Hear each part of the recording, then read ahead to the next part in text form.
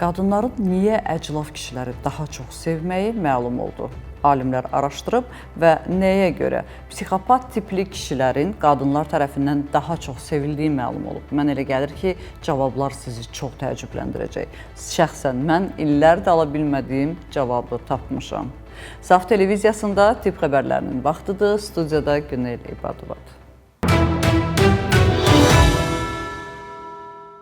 Azərbaycana qrip əleyhinə vaksin gətirilib. Bununla bağlı Səhiyyə Nazirliyinin məlumatı var. İzləyək.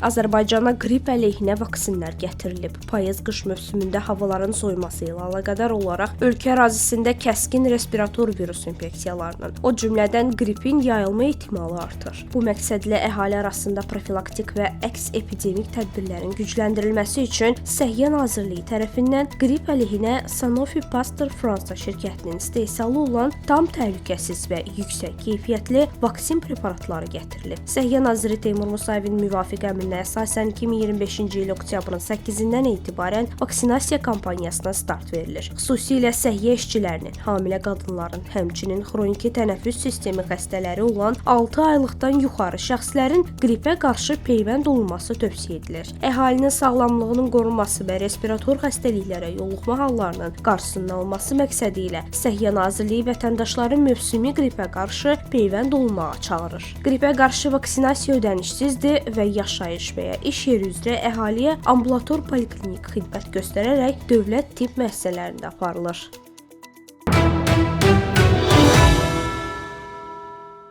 Azərbaycanda minlərlə uşaq yoxlanılıb. Niyə yoxlanılırlar bilmək istəyirsinizsə, təbibin bu məlumatını dinləyin.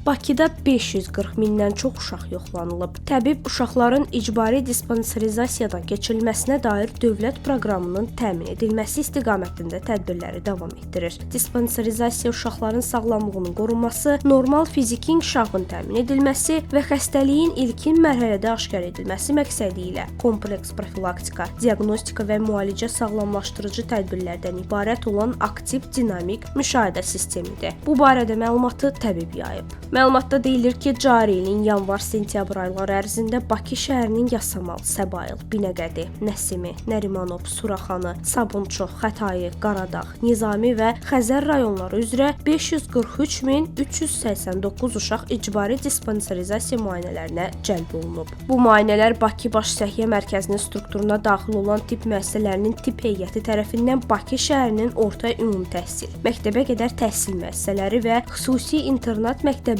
həyata keçirilib. Müayinələrdə həkim pediatr, həkim nevroloq, həkim oftalmoloq, həkim cərrah, həkim stomatoloq, həkim laborant və sair ixtisaslı mütəxəssislər iştirak edib.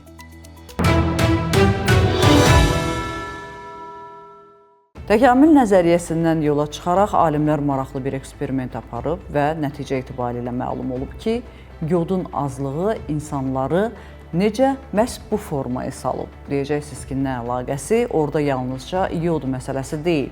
Digər maddələr də var ki, onların bədənində çatışmamağı bütünlükdə insanlığın DNT-sinə təsir edib. Necə? Bilmək istəyirsinizsə, gözünüz, qulağınız bizdə olsun. Bunların azlığı insanın DNT-sini dəyişib. London Universitet Kollecinin alimləri müəyyən ediblər ki, yod, maqnezium və dəmir kimi mikroelementlərin çatışmazlığı insan təkamülünə birbaşa təsir edib və DNT-də genetik izlər buraxıb. The American Journal of Human Genetics jurnalında dərc olunan araşdırmada alimlər 13 əsas mineralın mənimsənilməsi ilə əlaqədar 276 geni təhlil edib. Məlum olub ki, torpaqda və qidada mikroelementlərin azlığı və ya çoxluğu müəyyən populyasiyalarda bu maddələrin mənimsənilməsinə cavabdeh genlərdə adaptasiya yaradıb. Bu dəyişikliklər orqanizmin mineral balanssızlığına qarşı daha dayanıqlı olmasına şərait yaradıb. Məsələn, Mərkəzi Afrikada yod çatışmazlığı olan ərazilərdə yaşayan Mputiya xalqında yoddan asılı reseptorlarda genetik uyğunlaşma tapılıb. Oxşar nəticələr Mərkəzi Amerikadakı Maya toplumunda da müşahidə olunub. Cənubi Asiyada isə maqneziumla zəngin torpaqlarda FXYD2 və Mekong genlərində qoruyucu adaptasiya aşkar edilib. Tədqiqatçılar bildiriblər ki, torpağın mineral tərkibi və iqlim dəyişiklikləri gələcəkdə insan orqanizmini mikroelement çatışmazlığına qarşı daha həssas edə bilər. Bu isə təkamülün hələ də davam etdiyini göstərir.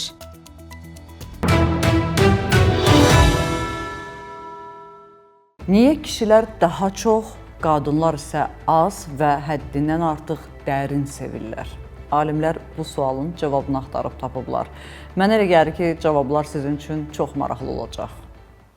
Kişilər qadınlardan daha tez aşiq olur. Journal of Social Psychology-da dərc olunmuş yeni araşdırma göstərib ki, kişilər adətən münasibətlərin əvvəlində daha güclü romantik cazibə hiss edir. Bu isə həm təkamül, həm də sosial amillərlə əlaqələndirilir. Digər araşdırma isə Avstraliya Milli Universitetində aparılıb. Tədqiqatda 33 fərqli ölkədən 808 yetkin insan iştirak edib. Tədqiqatın nəticəsinə görə kişilər cəmi bir aya aşiq ola və sevgilərini etiraf edə bilər. Bununla belə tədqiqatın digər maraqlı nəticələrindən biri də odur ki, qadınların romantik hisslərinin intensivliyi daha yüksəkdir. Qadınlar daha dərin sevgi, güclü sədaqət və sevdikləri insanla bağlı tez-tez düşünmək kimi halları kişilərlə müqayisədə daha çox yaşayır. Araşdırmanın müəllifləri bu fərqliliyin bioloji və təkamül amilləri ilə bağlı olduğunu bildirir.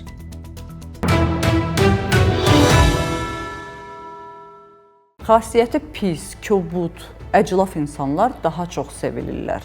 Bunun səbəbini isə heç vaxt anlamırdıq. Məsələ burasındadır ki, mehriban, qayğıkeş, diqqət göstərən nə kişilər, nə qadınlar heç vaxt həddindən artıq sevilmirlər və bunu daim hər yerdə izləmişik. Səbəb bilirsinizmi nəymiş? Sən demə şuuraltı bilirikmiş ki, məhz psixopat olan insanlar daha ehtiraslıdır. Nə qədər romantizmə bağlamaq istəsək də varlığımızı, ruhun olduğunu iddia eləsək də, biz bioloji varlıqlarıq və bütün mənfəətimiz məhz biologiya üzərində qurulub. Alimlər bunu bir daha sübut eləyib. Onlar deyir ki, nə qədər çox psixopatsansa, bir o qədər ehtiraslısan.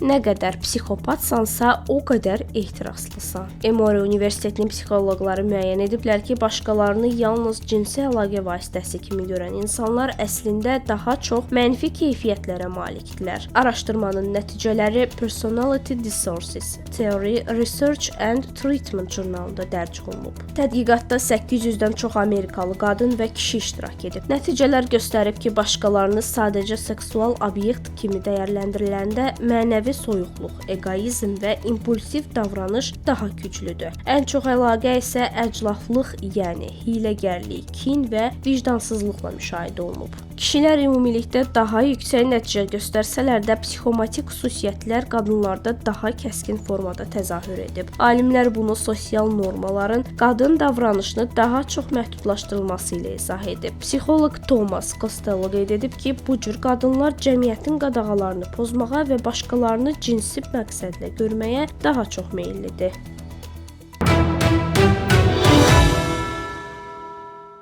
Şəkər xəstələri soyuq otaqda yatmalıdırlar. Alimlərin yeni tədqiqatı bunu sübut edib ki, xüsusilə insulin xəstələri maksimum dərəcədə soyuq temperaturu olan otaqlarda yuxuya getməlidirlər.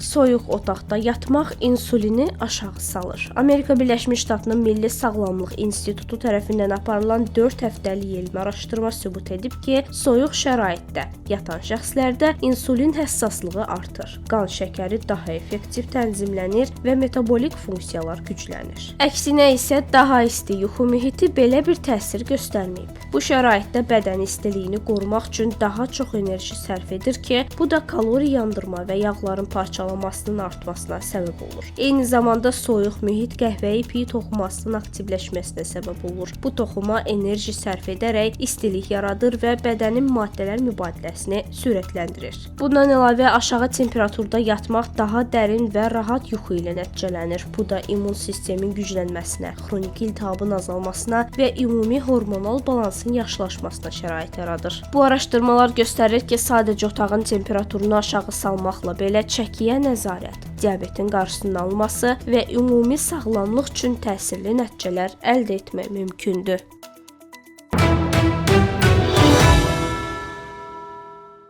Bugün olan səhiyyə xəbərlərimiz bu qədər. Dünyada və ölkədə baş verən ən vacib tip xəbərlərini bizdən izləyin. Unutmayın, bilmək hər zaman bir addım öndə olmaq deməkdir. Özünüzü və doğmalarınızı qoruyun. Sağ olun, salamat qalın.